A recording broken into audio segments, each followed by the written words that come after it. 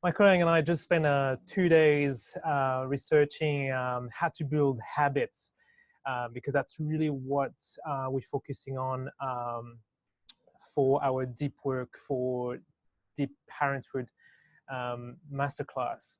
So we've covered deep work, we've covered email, but now what we're working on is that practical program that really helps build the habits of doing deep work, so being focused and removing distraction at work.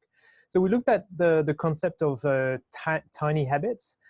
We really liked it because tiny habits is embedded into your behavior, like things that you do every day, for instance, like flushing the toilets, waking up in the morning, grabbing a cup of coffee.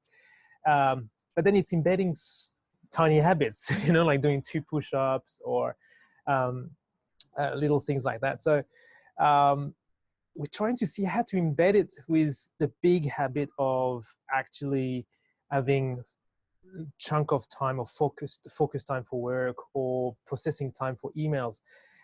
So we've got a trade-off to make, but it's really interesting to think about that in building that program.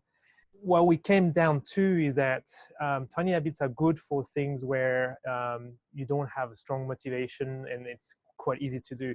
What we're trying to do here are changing hard habits, so that requires a very high motivation. So we really think positioning it as having more time for your kids should be enough motivation to get you started onto the habits.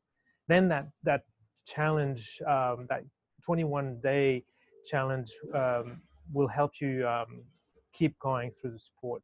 So yes, I just wanted to give you some update about this.